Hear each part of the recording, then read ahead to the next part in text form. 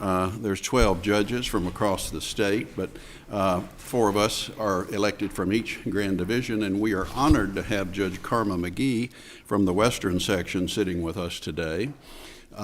Judge McGee sits in Knoxville, Nashville, and Jackson, and sometimes in McKenzie, Tennessee, which I had the pleasure of going to West Tennessee and sitting at Bethel University last month. But the point is, we are one court, and while the Middle Tennessee judges sit in Nashville, most of the time we traveled the state, and we're honored to have her with us today.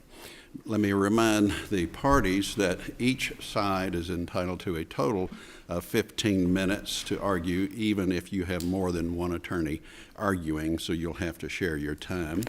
The only difference between those is that the appellant has the option to reserve up to 5 minutes for rebuttal, and we ask the attorneys for the appellants, when you come to the podium, after you've introduced yourself, please tell us how many minutes you wish to reserve, and we'll program the clock accordingly.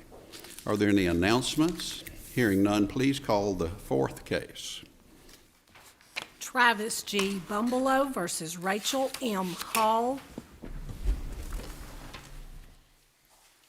All right. Thank you, counsel, and thanks to both counsel and to all other counsel in the cases today for allowing us to change the order of the docket.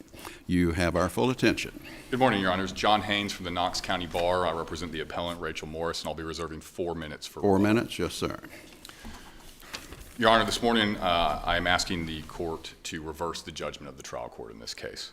This was an initial custody determination. Now, that means most of the time there's a lot of facts. That's no different in this case. However, for today's purposes, I want to stick to as much as possible the legal arguments I'm raising. And so I'm going to give you sort of the narrow facts that I believe are relevant to address those legal issues, but the briefs are rather exhaustive for the full recitation of the facts.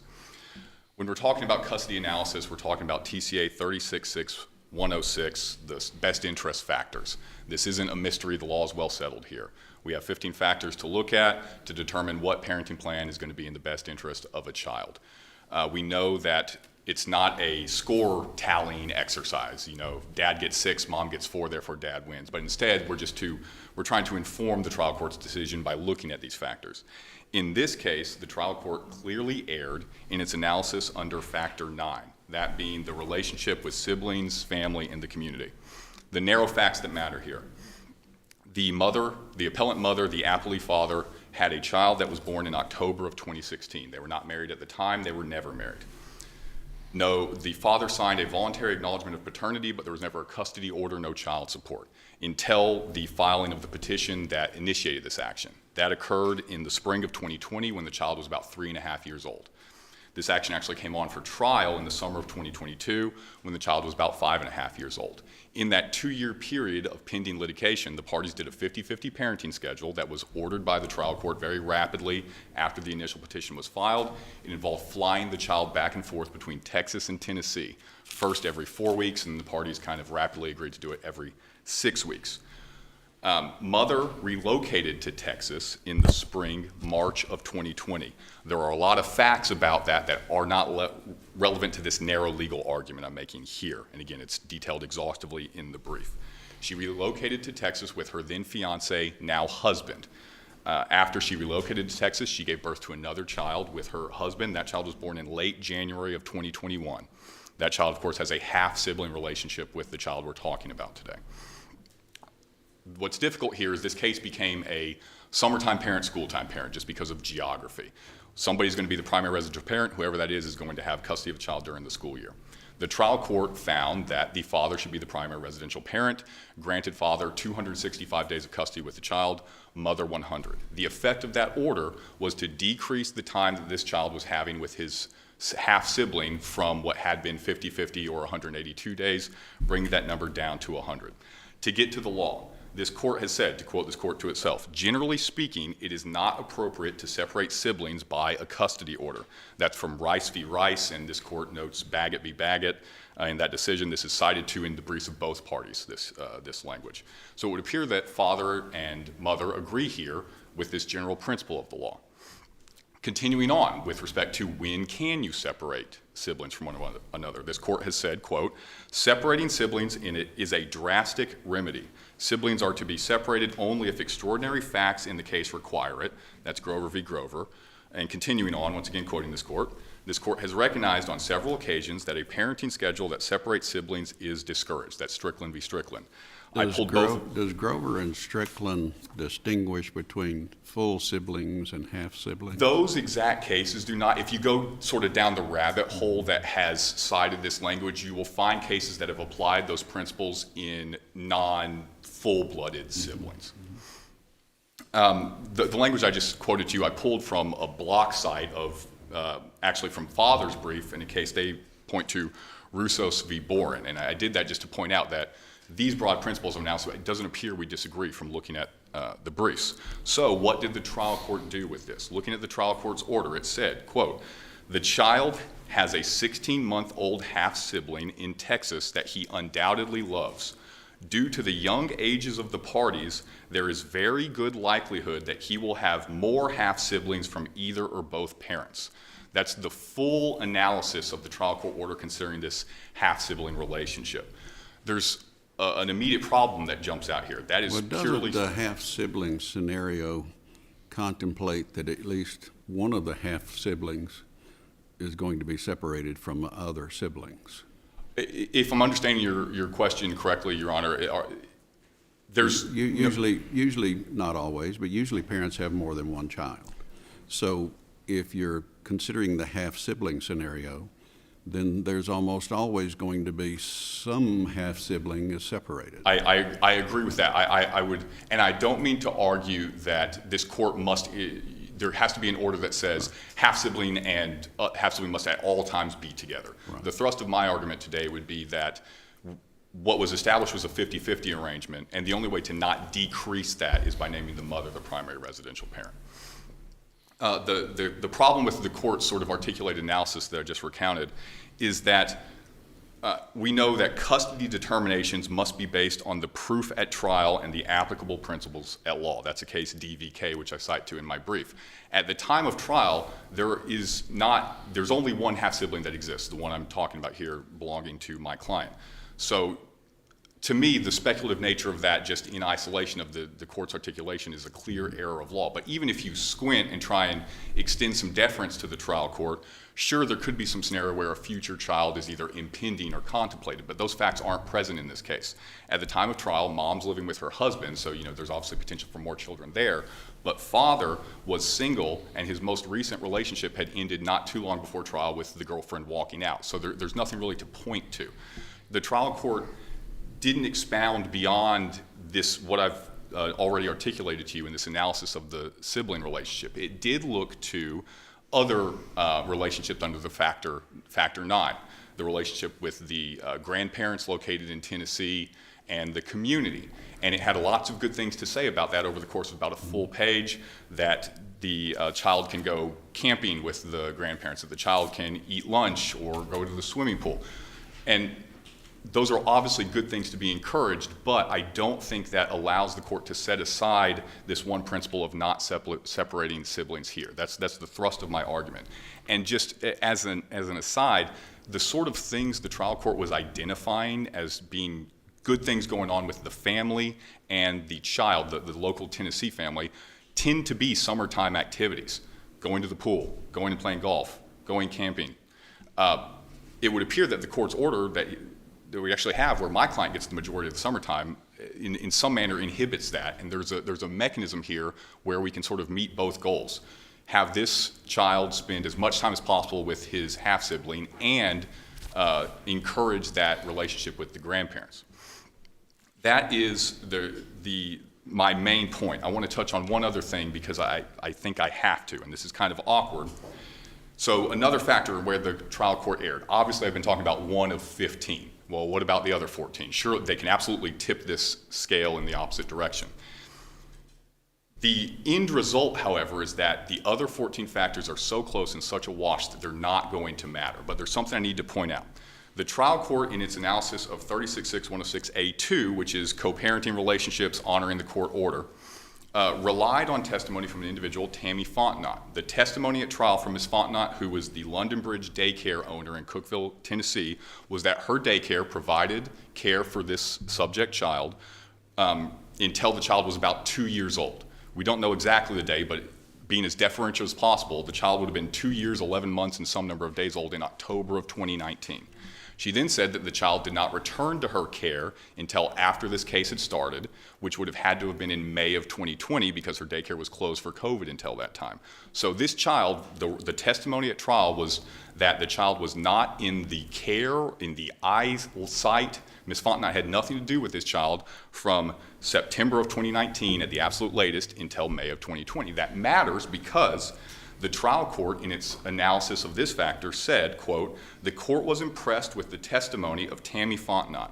Mrs. Fontenot was clear that in February of 2020 that Lucas was not regressing as testified to by the mother.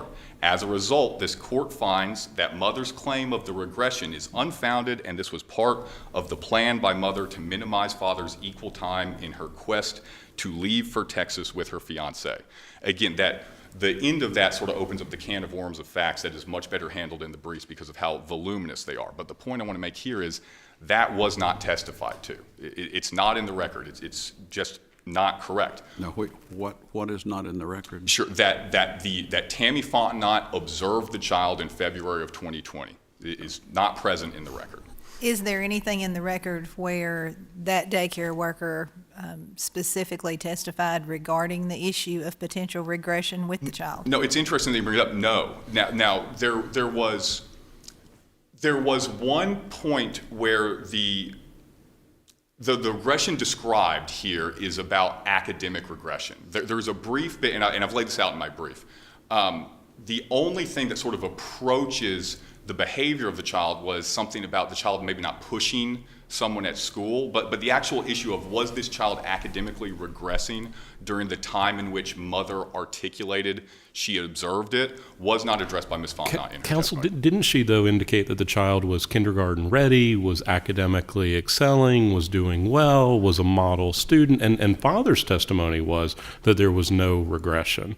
And so where's the harm here in terms of that conclusion? And if the judge is sort of taking that testimony as, I don't think that's a sign of a regression, if the child's showing that they're a model kid in this program and a kid that's ready for kindergarten, aren't we just talking a little bit of a characterization issue? Well, and yes, you're right, and I recognize I'm out of time, so if I could respond and wrap up. Please answer the question. First of all, the father did in his oral testimony say, hey, everything was fine. However, there were exhibits introduced by father at trial with communications between him and mother concerning this factual regression issue where he indicated we need to be working together on these schooling things. I can do it.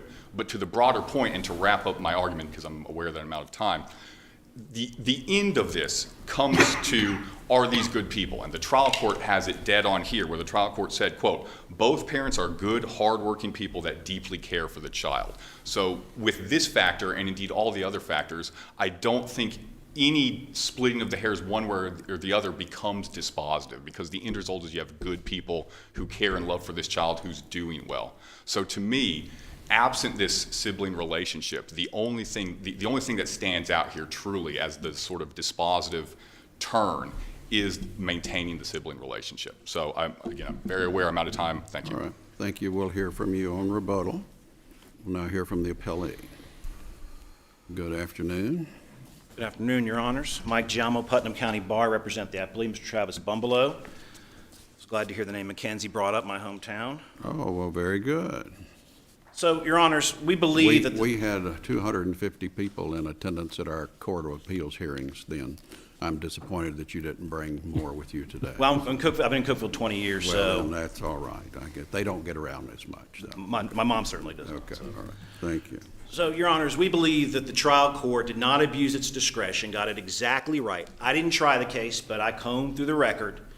I thought Judge Qualls did an extraordinary job. It was a very clean trial from what I can see. There were a handful of objections. Both parties got to put on whatever proof they wanted to put on, got to present their witnesses. Judge Qualls took it all under advisement. then issued a pretty exhaustive 10-page order with his factual findings, his conclusions of law, cited to the record. They just didn't like the result. And so now they've cherry-picked certain facts, and we just don't think there's been an abuse of discretion, which is what they've got to establish. There's been no application of an erroneous legal standard. There's no illogical result. There's no resolution of the case on a clearly erroneous assessment. And there's no reliance on reasoning that causes an injustice. In fact, we're talking about factual determinations. That's what he brought up, several factual determinations. And he brought up the fact that Judge Qualls just simply didn't believe Mrs. Morris in some of her explanations. And when a factual determination turns on that credibility assessment, I believe that got to establish by clear and convincing evidence that Judge Qualls got it wrong, and we just don't think he did. He went through all the factors, and he found three of them, two of them he emphasized, slightly favored father. As opposing counsel said, he said both parents can parent this child. But since she moved to Texas, I've got to make a call here, and that's what Judge Qualls did. He chose to focus on that one factor regarding, at least the first argument was, I think it was factor number 9, the family relationships factor. There is no legal standard in the statute or in the case law that says you must keep siblings together. Now, I think the cases that we cited, that they cited, we cited some of the same cases. If you can, that is great, and that is preferable. But in this day and age, especially when you have half-siblings, that simply isn't possible. That is already sort of baked into the 36-6-106 analysis. Judge Qualls looked at that, and he kind of implied that Judge Qualls gave them short shrift. He didn't. He went through a very exhaustive analysis, discussed about the family relationships and the community ties. It wasn't just, she has no family in Texas, so then leave the analysis there. He went through all the things that, because understand, this child had no ties to Texas other than his mom moving. All of his ties were to the Cookeville area and partially to Gallatin. So naturally, a lot of the things that were testified to happened in Putnam County in the Upper Cumberland. So naturally, Judge Qualls is going to focus on that because that's what the proof was. That's what he found. Those were the factual findings. And there's nothing that preponderates otherwise. And there's no legal standard that they can cite that says that trumps everything. In fact, the cases that we cited said, the best interest is the touchstone. It is the paramount concern here, not sibling relationships. Judge Qualls said it in his factual findings. I'm sure he loves his brother. But these parents are going to have other children probably, and if they don't, he still has all of these community ties. He's got an extraordinary relationship on his father's side of the family. I think he used that word, extraordinary. I think these two factors, 2 and 9, Judge Qualls said clearly favor father, not just slightly tip the scales. He said, I think they clearly favor father. And one factor that wasn't discussed, which was number 2, barely discussed, was this about parents' past and potential future performance of parenting. Judge Qualls didn't just find that she was not credible in this explanation she gave about regression. He also said the manner in which she moved to Texas, which was not to give father any notice at all, just up and leave and send him a letter a few weeks later, leaving him incommunicado for at least 9 days, was not in the best interest of the child. In addition, what he didn't mention was Judge Qualls found that she said, my relationship with this child is more important. She didn't just say it, she testified to it twice. That's in the record. In addition, and Judge Qualls didn't cite this, but it's in the record, she said, I believe my new husband's family's relationship with our child is more important than my client's, Mr. Bumbalough's family's relationship with the child. All of these things factor in to Judge Qualls' analysis, and he found that factor favored the father as well. They have sort of just pulled from the record because they don't really have much to overturn and to show an abuse of discretion. They don't have anything, which is to say, well, there's a sibling, therefore that trumps everything. Well, that's just not what the law is. Again, Judge Qualls looked at that factor, he analyzed it, he looked at the facts, he took note of this sibling relationship, but said, when I weigh all these other things, I believe that factor weighs in favor of father. In addition to the factor I just talked about. He didn't believe that she's going to support, or at least hasn't to this point, father's relationship with this child because she made up that story about moving to Texas, about child's regression, and moved to Texas without telling him. In addition, she said, my position as the mother is just more important than yours is as the father. I mean, these are things that Judge Qualls found, and they want this court to substitute its discretion for Judge Qualls. They want this court to relitigate all of these facts. That's all they're asking the court to do, because they can't really pull any kind of legal standard that was in error, because there wasn't one. Again, this was a very clean trial, and Judge Qualls went right down the book. He went through all of the factors. Let me ask you about the trial judge's reliance on Ms. Fontenot's Yes. testimony. Mr. Haynes indicates that some of her testimony must have been inaccurate because of the dates. I didn't read it that way in the record, and he's right. We did brief this very exhaustively. No, I mean, and Judge Usman did it perfectly. I was writing that down as he said it. It was basically a game of semantics there. She didn't say, well, there was no regression. What she did testify to is this child was ready for kindergarten, that he was a good student, that he interacted well with others, and that's what the trial court relied upon. It wasn't, she didn't say specifically that I don't believe there was any regression. She testified to things that Judge Qualls paid attention to and found very credible, as opposed to Mom. And again, Judge Qualls was there. I wasn't, and nobody else in this room other than Mr. Haynes was, and the parties. Judge Qualls was there. He was able to observe the witnesses and decide who was credible and who was not. In that particular case, he found Ms. Fontenot was credible, and he found that Mr. Bumbalough's family was credible because they also testified about the child's aptitude and his development to that point. And he found that more credible than her testimony, which he found was just part of a ruse to frustrate Mr. Bumbalough's shared parenting time. And quite frankly, that Counsel, that was prior to the Texas move also, right? That It was. Okay, so there's the timeline there's the statement regarding regression. Yes. There's then the break from the equal parenting informal relationship, and then the Texas move. That's right. Occurs. But they're in close succession They temporally, are. right? It's okay. right. This happened in just a matter of months. Okay. They were, as I understand the record, they were exercising 50-50 time, and then she pulled back from that and used the regression argument as an excuse.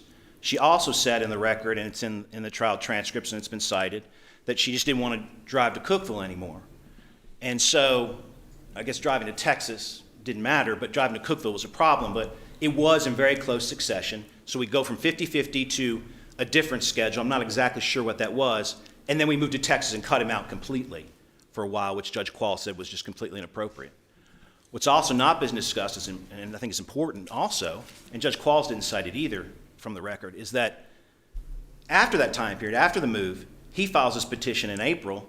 It's a counter petition. It's not until late May, maybe early June, before he even gets any visitation. She wasn't going to let him visit, until she was ordered to do so by the first trial court, which I think was in Sumner County.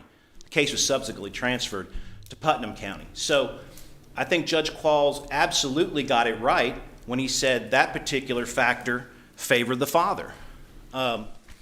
Most of the other factors really were a wash, I agree. But those two factors cited by Judge Qualls are supported by the record, completely supported by the record, and they've not identified anything that should cause us to question that. Certainly, the record doesn't preponderate otherwise. And in fact, on the issue that turns on credibility determinations, there's no clear and convincing evidence that he got it wrong. Again, that's what Judge Qualls, as the trier of fact, is supposed to do.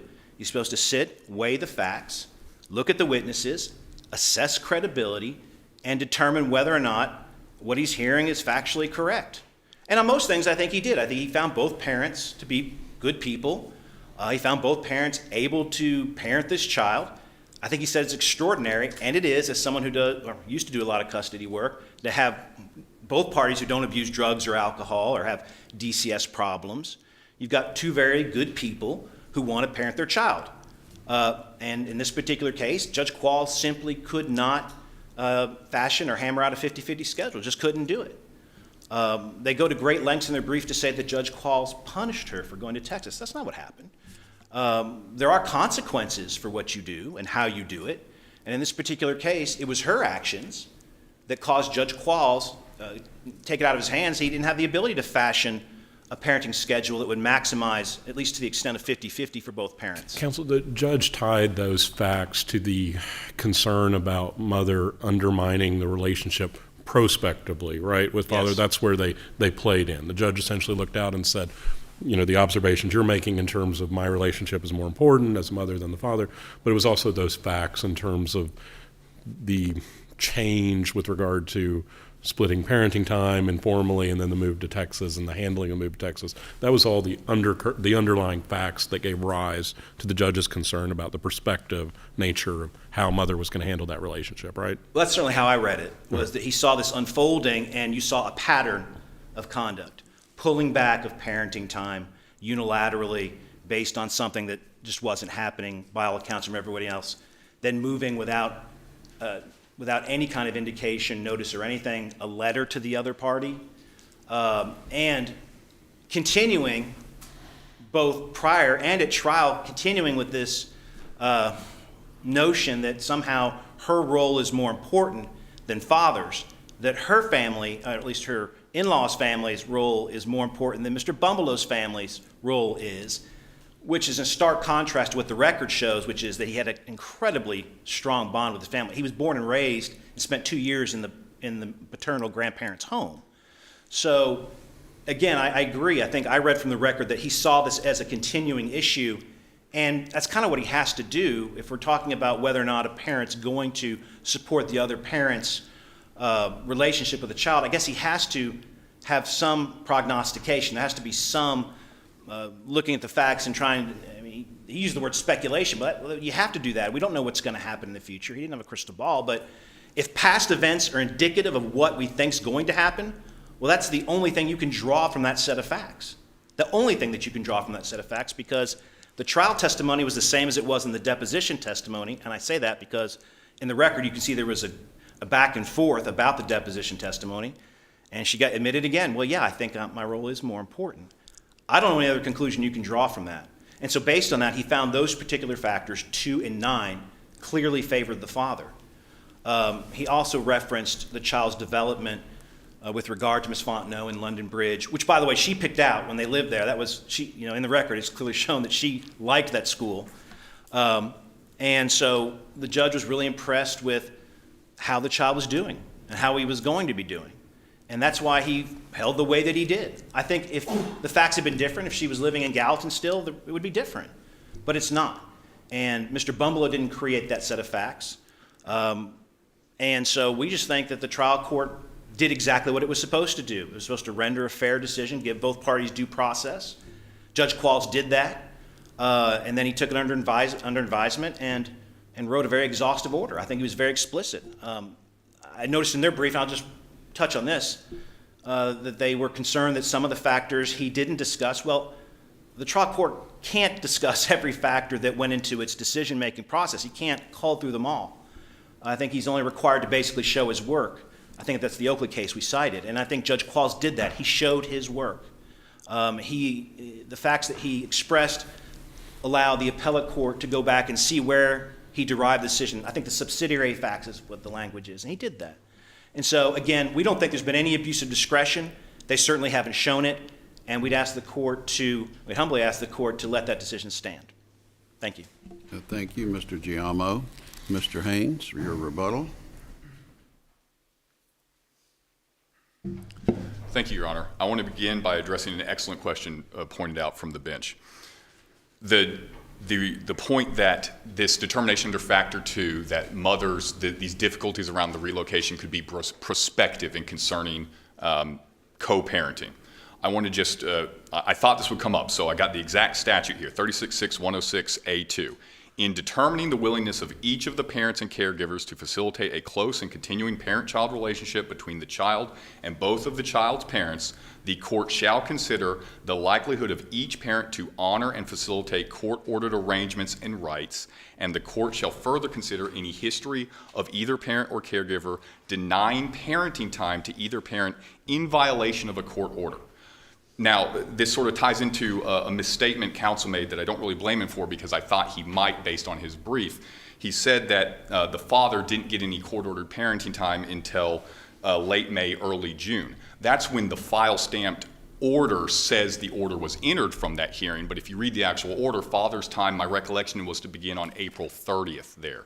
It was a Zoom hearing that came out, COVID was going on during this. My point being, for the trial court to make a prospective determination that mother's conduct would lead her to violate a court-ordered custody arrangement is contravened by the testimony that was elicited at the time of trial by both parties. Namely, they had complied with this onerous order of flying this child back and forth for 6 weeks at a time with no problems. Counsel, are you suggesting the trial court can't consider that as part of the best interest analysis that, and trial court was concerned here that mother has a history here of undermining relationship with father? I mean, not just perspective, but also past in terms of facts. Right. Is that not fair game as part of the best interest analysis? It is absolutely fair game to consider everything. My point here is just that to couch it as we're worried about mom violating a court order because of this prior activity, I don't think aligns with what was elicited, that there was no problems for 2 full years of this custody period. And something to touch on too with, again, the briefs are much better on this issue of relocation. Wasn't the trial court's primary concern there the relational, and rather than a violation of a court order, but instead the trial judge seemed to be concerned that mom is, based on past behavior, based on perspective, that mom was more likely essentially to undermine the relationship with father, whereas the court seemed to think father was likely to facilitate a good relationship with mom. I do think that is what the trial court articulated in its order, but I still, to repeat myself briefly, that what we actually saw was mother for a full 2-year period not doing that. She complied with the order as soon as it existed. And the creation of that order is an interesting point here because this isn't fostering a relationship with the other parent, doesn't that go beyond complying with a court order? Your Honor, that is certainly something that the court can consider in its analysis. However, the actual legislature in the statute directs us to looking at a court order. And this brings me to the point I'd like to make to end on. This is something that's happening more and more frequently that I have to deal with in family law. Unmarried parents where by statute the mother has custody when the child is born just by operation of statute. And we have this problem of what should the bar tell people when we have the very clear legislative prerogative of maximizing the participation in the child's life of each parent, but we also have a clear path for establishing custody. You get a custody order, you get a petition. And here, there's certainly, we can talk about how did mom behave, what did she do, but she had no guidelines, she had no direction, there is no law that was in place telling her what to do. And so she's being judged. What she did, she relocated, she sent a letter, she told you I'm done, maybe not the best, but also not the worst thing she could have done. But how was she to know when she relocated what was to be expected of her at her ultimate hearing when there's no guideposts for anyone to tell her? And again, I'm out of time here. All right, thank you, Mr. Haynes and Mr. Giamo, for your arguments. We appreciate them, and we'll take your case under advisement. You certainly may.